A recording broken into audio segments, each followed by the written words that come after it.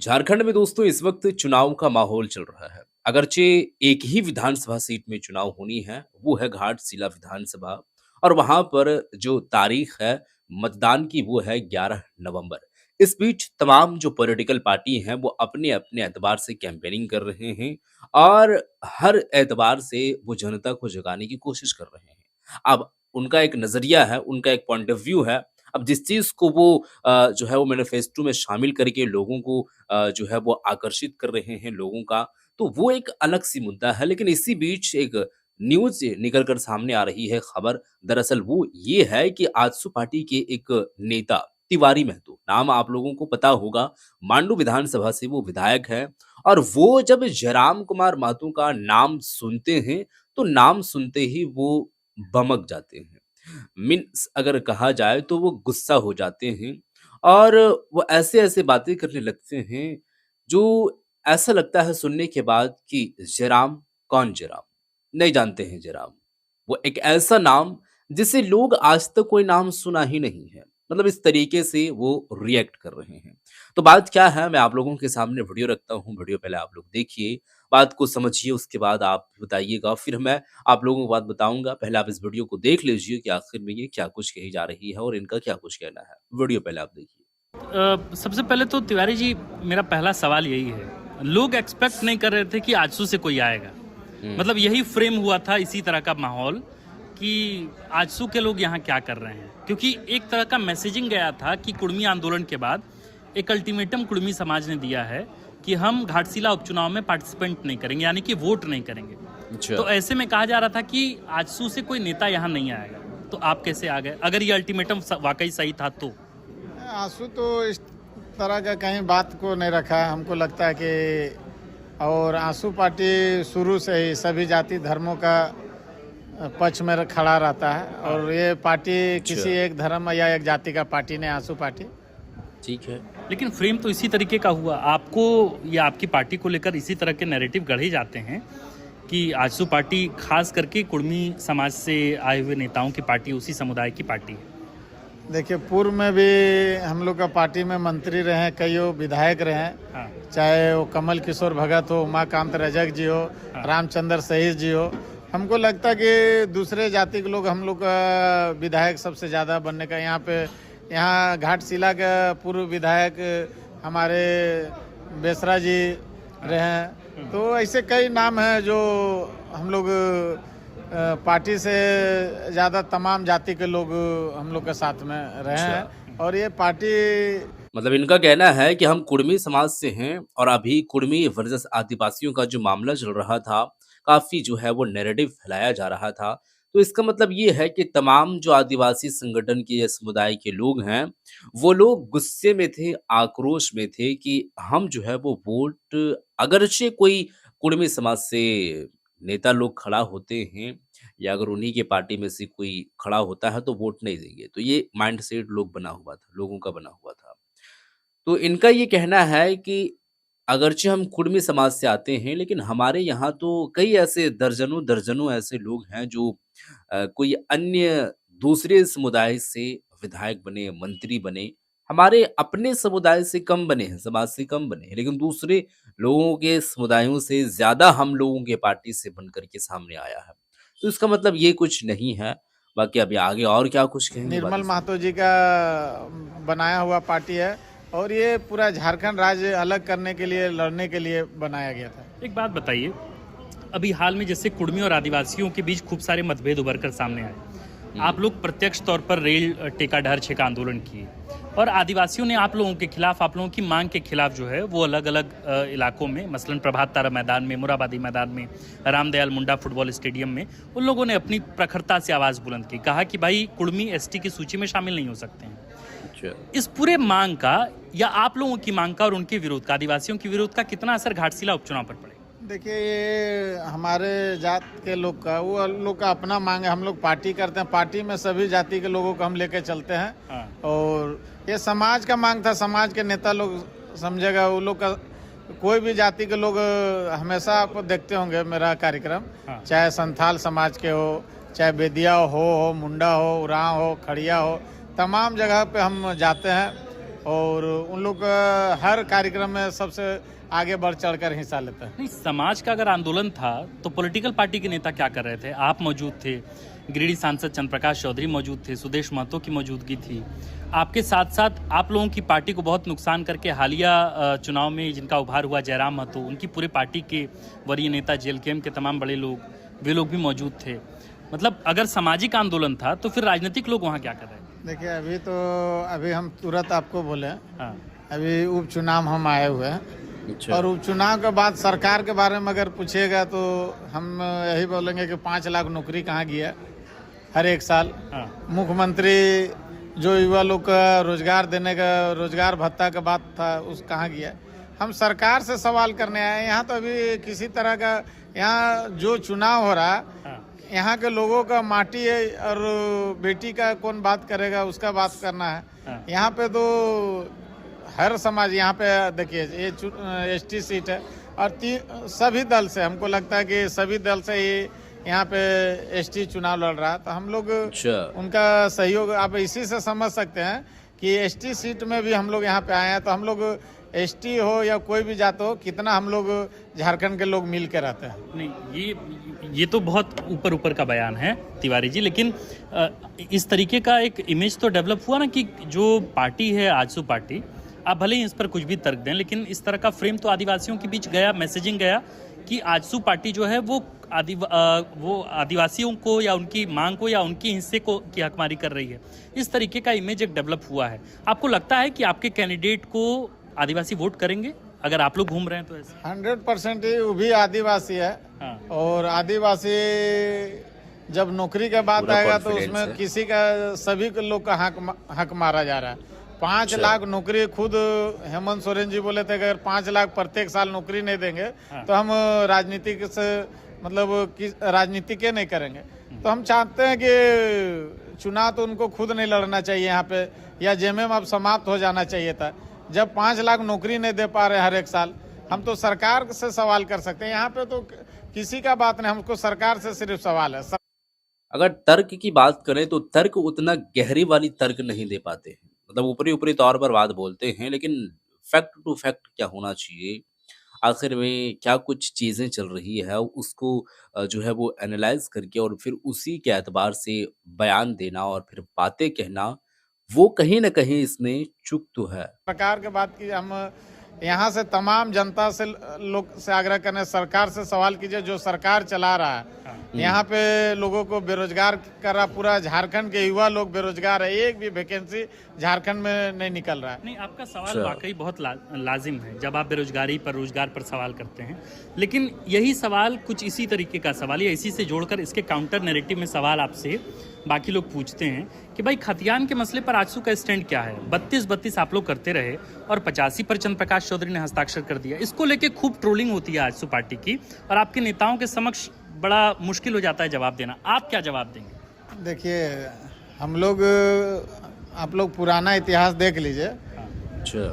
माननीय सुदेश महतो जी जब से खड़ा हुए हैं हाँ, और हम लोग भी उनका साथ है। हम लोग का एक ही मांग है शुरू से कि 1932 खतियान लागू होना चाहिए। 85 पर साइन तो सैन चंद्रप्रकाश चौधरी वो देखिए वो पूरा फॉल्स, ये सब ने- नहीं, बकायदा उसकी चिट्ठी है। कोई चिट्ठी, किसी तरह का चिट्ठी नहीं, कहीं पे चिट्ठी नहीं, 85 पर साइन वो नहीं कोई किसी तरह का नहीं, ये सब अफवाह है। किसी लेकिन चंद्रप्रकाश चौधरी मेरे ही इंटरव्यू में उन्होंने कबूल किया कि हम नहीं 1925 नहीं वैसा वो 85 सब पे आप साइन वो किसी तरह का ये हमको नहीं लगता है कि वो कट छट के लोग बनाता है लोग वीडियो।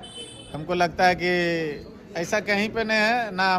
हमारा पार्टी कहीं, हमारा घोषणा पत्र में 1932। नहीं, वो तो अच्छा। ठीक है, लेकिन जब आप साझा सरकार चला रहे थे और जब 1985 का स्थानीयता देखिए, उसी के आधार पर जब चीजें तय हुई और गठबंधन में आप थे तो गठबंधन आप छोड़े भी नहीं, गठबंधन में आप लगे रहे। उसका विधानसभा बना है, विधानसभा में लोग जीते हैं। हाँ, विधानसभा में चर्चा होगा। अभी तो हम लोग उपचुनाव में आए हैं, हाँ। उपचुनाव का चर्चा कीजिए। हम लोग यही है। उपचुनाव में मतलब जो बातें रहती है, बात करने वाली, वो बात की नहीं जाती है, मुद्दे से भटकाया जाता है। अमूमन तौर पर होता यही है, क्योंकि उनके पास कोई डेटा नहीं है और ना ही कोई उस चीज से रिलेटेड शब्द है, तो वो कैसे प्रयोग करें और वो बात कैसे बोलें, मुद्दा भटकाया जाए। तो कहीं ना कहीं ये सवाल करके और खुद सवाल के घेरे में आ जाते हैं और उन्हें पता भी नहीं चलता है। जवाब नहीं दे पाते हैं। कि उपचुनाव का हाँ, मुद्दा पूरा उपचुनाव में मुद्दा है, बेरोजगारी मुद्दा है। यहाँ पे एक भी आवास ऐसे लोगों को नहीं मिला। पूरा गांव के गांव चल जाइए, खपरेल घर मिलेगा आपको। 6 बजे के बाद लोग दरवाजा से निकलना मुश्किल है यहाँ के लोगों को।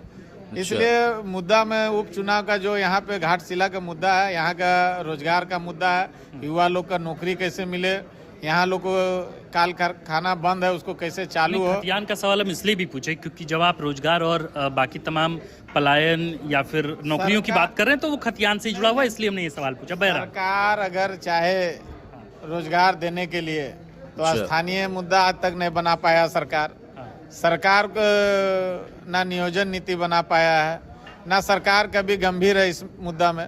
तो इसको तभी मुंहतोड़ जवाब देने के काम करना चाहिए। यहाँ के चाहे कोई भी लोग हो, चाहे आदिवासी हो, ओबीसी हो, मुस्लिम हो, ऐसे सरकार को उखाड़ फेंकना ही मतलब उचित है। अच्छा, एक बात बताइए, आपके अगेंस्ट में बीते 1 वर्षों में हमने देखा कि जयराम महतो का उभार हुआ। जाहिर तौर पर यह आप बात स्वीकार करेंगे कि आपको उसका मेजर नुकसान हुआ है, ज्यादा नुकसान हुआ है। आपके वरीय नेता, बड़े नेता सुदेश महतो चुनाव हार गए, सुनीता चौधरी चुनाव हार गई, कई नेता चुनाव हार गए। इकलौते आप थे जो लगभग 300-350 के अंतर से चुनाव जीत कर आए हैं मांडू से। ये जेएलकेएम ने यहाँ भी प्रत्याशी उतारा है, रामदास मुर्मू यहाँ चुनाव लड़ रहे हैं। हमको लगता है कि सरकार अब बातें सुनने वाली होगी, बातें सुनिएगा और गौर कीजिएगा कि इनका क्या कुछ जो है वो रुझान किस और नजर जिसका सरकार के चर्चा न करके दूसरा चर्चा करते हैं। हमको तो नहीं लगता है कि देखिए आप लोग पत्रकार हैं, पत्रकार अभी आपसे बात करने से पहले सरकार का सवाल कीजिए। सरकार किया क्या, कौन काची है, हमको तो खुद नहीं मालूम है। हम तो नामों पहला बार आपका सुन रहे हैं कौन है, इसलिए हम गजब के आदमी है।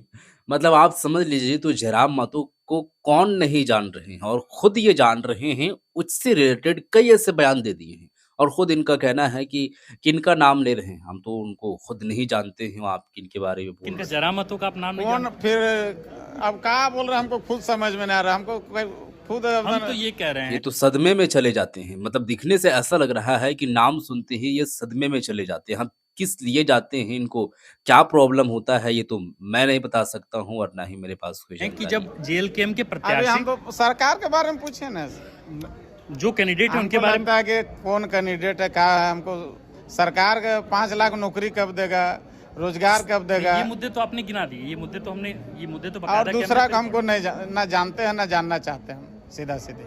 नहीं, अगर मान लीजिए कि बीजेपी की यहाँ कैंडिडेट मतलब तकलीफ तो हुई है और भर भर के तकलीफ हुई है। यही कारण है कि ये नाम तक लेना स्वीकार नहीं कर रहे हैं और नाम तक भी नहीं ले पा रहे हैं। मतलब आप समझ लीजिए तो कितना ये सदमे में गए हैं कि नाम नहीं ले पा रहे हैं और ये नाम सुनते ही थोड़ा-सा अकबकाहट इनके अंदर आ जा रही है और ये इन्हें पता नहीं चल पा रहा है कि मतलब कौन से सवाल कर दिए भाई? थोड़ा-सा कोई अच्छा सवाल किया जाए। हैं, महागठबंधन से कैंडिडेट है, तो कौन एनडीए से सरकार कैंडिडेट, में है? हाँ एनडीए से कैंडिडेट है। इसके अलावा सरकार को रोजगार कौन देगा, हम आप ही से पूछना चाहते हैं। सरकार रोजगार देगा, सरकार से सवाल करें कि दूसरा से करें? नहीं, बिल्कुल आपने उस पर कहा है, आपने देखिए वो तो रोजगार वाली बात तो है, लेकिन रोजगार के अलावा और भी तो कोई बातें रहती है, करंट मुद्दा रहता है, कोई ऐसी चीजें रहती है जिस पर जो है वो मामला थोड़ा-सा सेंसिटिव होता है और उस पर चर्चा करनी चाहिए, चर्चा परिचर्चा होनी चाहिए, तभी जाकर के लोगों को मालूम चले। तो ऐसी बात नहीं है कि जो सत्ता पर बैठे हैं, जिसकी गवर्नमेंट है, उसी के जो है वो बारे में बोला जाए, उसी से सवाल किया जाए, उसी के बारे में तमाम जो है वो खामियाँ गिनाया जाए। तो ये बात तो एक है, लेकिन उनका उसका एक साइड यानी कि 2 पहलुएँ जो होती है हर चीज़ों में, तो उसका कहीं न कहीं वो चीज़ें तो लोग चर्चा कर रहे हैं और चर्चा करनी भी चाहिए। जो सरकार पर है सवाल, जो सरकार जिनकी है, जिसकी गवर्नमेंट उनकी उनके बारे में सवाल करनी चाहिए, ये बहुत ज़रूरी है। लेकिन उनके अलावा और भी जो चीज़ें होती है, तो उसके बारे में भी ख़्याल ज़रूरी हो जाता है। सरकार की आलोचना की, देखिए, आपने हम कहा कि देखिए- भाई रोजगार मसला है, आपने कहा कि भाई देखिए अब नौकरी मसला है। थोड़ा सा क्षेत्र घूमेंगे, क्षेत्र में आपको बताएंगे कि क्षेत्र में क्या स्थिति है। सरकार से सवाल है, सरकार लोगों को रोजगार दे। नहीं, वो ठीक है, देखिए- वो आपका सवाल बिल्कुल जायज है तिवारी जी। हम ये कह रहे हैं कि जो तीसरा कैंडिडेट है, तीसरा कैंडिडेट, चौथा कैंडिडेट सब लोग 5 लाख वोट ला रहा है। हम लोग बाकी बात हम लोग चुनाव जीत जाएंगे ना। अच्छा, जो दूसरा तीसरा है वो लोग सब 5 लाख से ऊपर वोट लाएगा, हम लोग चुनाव बाकी बात जीत रहे हैं ना। ग्राउंड पर जब आप जा रहे हैं अपने प्रत्याशी को लेके क्या फीडबैक मिल रहा है चंपाई सोरेन के बेटे पूरा को? 100% बोले तो अंतर पूरा रहेगा। अभी जो सरकार से सवाल यहाँ पे है 5 लाख लोगों को रोजगार देना, बाकी बात आलतू फालतू सवाल हमको लगता है पूछ के वैसे लोग को जो बोले नेता लोग है वो सब यार, आप बुरा मत मानिएगा, मतलब मैं ये इसके काउंटर में मैं ये बात कहना चाहता हूँ, ये सवाल इसलिए बहुत प्रासंगिक थे या ये सवाल इसलिए बहुत जायज है क्योंकि झारखंड में देखिए पहले 81 विधायक है, मैं अपनी बात 81 पूरी विधायक है, दूसरा कोई को कहाँ से जानेगा? कितना विधायक जो अभी तक लोग नहीं जानता है, इसलिए कौन कहा है नहीं लड़ने वाला पहुंचता होगा। तो अभी बोले 13 कैंडिडेट के आप ही नाम बता दीजिए थोड़ा सा। नहीं, हम तो ये कह रहे हैं कि जेएलकेएम के कैंडिडेट होने से क्या संभावित तौर जेल पर फेल केम है, तो हम तो पहले से बोल रहे हैं 13 के नाम बता दिए। आप पत्रकार भाई, आप भी सवाल क्या कर रहे हैं? थोड़ा-सा मुद्दे से हटा जाए क्योंकि ये इनके जो है वो नज़रिया से आप ही बताइए 13 के नाम बताइए। बहुत जाहिर सी बात है कि उतना किसी 13 को भी के नहीं मालूम। तो हम भी नहीं जानते, आपको बार बार एक बार बोल रहे हैं कि नहीं जानते हैं। नहीं, जेएलकेएम को तो वो आप नहीं जानते, किसी को नहीं जानते हैं तो हम जिसकी वजह से आपको इतना नुकसान हुआ आप उनको नहीं जानते। अब नुकसान का क्या हुआ नहीं हुआ, नुकसान कैसे हुआ है? अच्छा, जो जीता है चुनाव, सरकार 5 लाख कब नौकरी देगा? हम तो अगर बोले सरकार को लेके अगर सवाल हो तो क्या क्या सवाल है, मतलब आप सरकार के 5 विपक्ष। लाख नौकरी दे सीधा सीधी हाँ, हर एक साल। ये पहला मुद्दा है। यहाँ पे रोजगार भत्ता अगर नौकरी नहीं दे पा रहा तो 5 लाख नौकरी के अलावा और भी कोई बातें हो सकती है। आप धरातल पर जाते होंगे तो आपको शायद वो चीज़ें मालूम होती होगी कि ये चीज़ें जो कमी देखने को मिल रही है, तो उस पर भी चर्चा परिचर्चा होनी चाहिए। आप जो है वो अ, उसी पर ही सवाल को लाने की कोशिश कर रहे हैं और सवाल बनाने की कोशिश कर रहे हैं 5 लाख वाला। अरे भाई, दूसरा भी तो कोई बातें हैं तो उसका भी कम से रोजगार कम तो भत्ता जवाब युवा दे लोग को दीजिए। दे। तीसरा, बस यही, अभी तो ये इतना ही तो कर ले सरकार। सरकार से सवाल है और सरकार से सवाल जो पूछना आप पूछ सकते हैं, जो है ही नहीं मार्केट में उसका सवाल पूछना हमको नहीं लगता। चलिए, तो इनके एतबार से जेएलकेएम मार्केट में नहीं है, मार्केट से वो खत्म हो चुका है। उसका एक तरीके से कहा जाए तो नामो-निशान मिट गया है। मतलब मेरे कहने से नहीं, इनके कहने से, चूँकि इनको इकलौता एक विधायक हैं झारखंड के कि इन्हीं विधायक के ग्रुप में से एक विधायक को पहचान भी नहीं पा रहे हैं। ऐसा कौन व्यक्ति हो सकता है? तो आप खुद उस चीज़ को जान सकते हैं और वो चीज़ को आप खुद समझ सकते हैं। इसके बारे में मैं ज़्यादा टीका-टिप्पणी नहीं करूँगा, चूँकि जनता इस चीज़ को थोड़ा-सा अलग वे में ले लेती है और ख़ासकर जनता तो सही सटीक जानकारी देती है और वो बात करते हैं। लेकिन जो नेता लोग कुछ लोग रहते हैं, उन्हें थोड़ा-सा एक कहा जाए तो बुरा-सा लग जाता है, उन्हें बात समझ नहीं आती है। तो बहरहाल जो भी है, लेकिन आप बातें सुन चुके हैं, जयराम कुमार माथुर जी के नाम सुनते ही ये भमक उठे हैं और ख़ास करके इनका जो एक तरीके से नज़रिया है, वो इधर से उधर, यहाँ से वहाँ किया जाए तो वो 5 लाख नौकरी पर आते थे। मतलब जेलकेम के नाम सुनते ही ये पारा इनका हाई हो जाता है और इन्हें समझ नहीं आता है कि ये क्या काम कर रहे हैं। यानी ये एक तरीके से कहा जाए तो ये बौखला जाते हैं। खैर जो भी है, लेकिन आप वीडियो तो देख चुके हैं, आपको क्या लगता है? कमेंट करके ज़रूर बताइएगा और इस वीडियो को शेयर कर दीजिएगा। मिलते हैं एक और नई वीडियो के साथ, तब तक के लिए खुदा हाफ़िज़।